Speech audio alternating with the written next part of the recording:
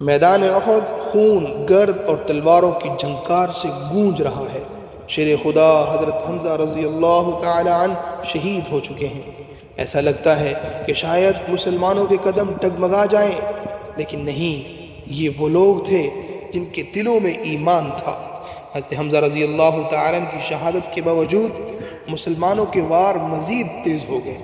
ابوبکر رضی اللہ تعالی عنہ، عمر رضی اللہ تعالی عنہ، حضرت علی رضی اللہ تعالی عنہ، زبیر رضی اللہ تعالی عنہ، ہر طرف ایمان کے یہ سپاہی دشمن پر ٹوٹ پڑے۔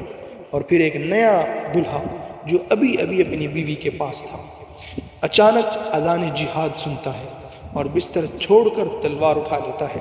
یہ کون تھا جسے فرشتوں نے غسل دیا؟ اور دوسری طرف جبل رمات کے تیر انداز جو بار بار خالد بن ولید کے حملے ناکام بنا رہے تھے۔ آج کی اس قسط میں ہم دیکھیں گے کہ مسلمانوں کی بالادستی، حضرت حنظلہ رضی اللہ تعالیٰ کی حیرت انگیز قربانی اور تیر اندازوں کا وہ کارنامہ جس نے جنگ کا رخ مسلمانوں کے حق میں رکھا۔ سن 3 ہجری مسلمانوں کی بالادستی جنگ احد چل رہا ہے۔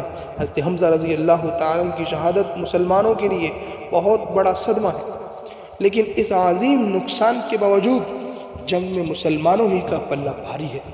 حضرت ابوبکر رضی اللہ تعالیٰ، حضرت عمر، حضرت علی، حضرت زبیر رضی اللہ تعالیٰ عنہم، حضرت مصعب بن عمیر، حضرت طلحہ، سعد بن معاذ اور دیگر صحابہ ایسی بہادری سے لڑ رہے تھے کہ مشرکین کے حوصلے ٹوٹنے لگے، ان کی صفیں بکھرنے لگی اور ان کی طاقت جواب دینے لگی۔ حضرت حمزہ رضی اللہ تعالیٰ کی شہادت کے باوجود مسلمان غالب رہے۔ اسی میدان میں ایک اور عظیم مجاہد موجود تھے، حضرت حنظلہ رضی اللہ تعالیٰ۔ یہ اسی ابو عامر فاسق کے بیٹے تھے جس نے اسلام دشمنی میں قریش کا ساتھ دیا تھا، لیکن بیٹا ایمان کا سچا سپاہی تھا۔ حضرت حنظلہ رضی اللہ تعالیٰ کی ابھی نئی شادی ہوئی تھی، اور جب جنگ کی آواز بلند ہوئی تو وہ اپنی بیوی کے پاس تھے، لیکن جیسے ہی جہاد کی پکار سنی فوراً اٹھے اور میدان احد کی طرف روانہ ہو گئے۔ ابو سفیان تک پہنچ گئے۔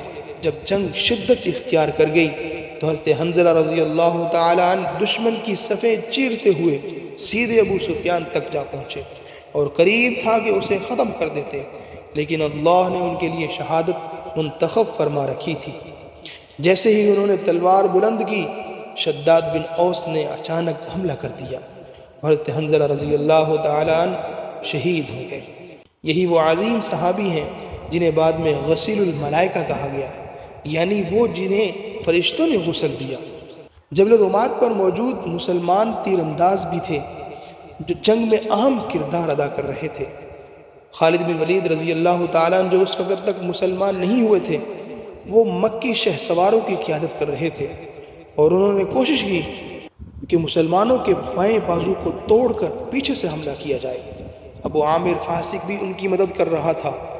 انہوں نے 1 بار نہیں، 2 بار نہیں، بلکہ 3 مرتبہ بھرپور حملے کیے، لیکن مسلمان تیر اندازوں نے ایسے تیر برسائے کہ خالد بن ولید کے تمام حملے ناکام ہو گئے، اور تیر انداز اپنی جگہ مضبوطی سے قائم تھے، اور اسی وجہ سے جنگ کا رخ مسلمانوں کے حق میں چل رہا تھا۔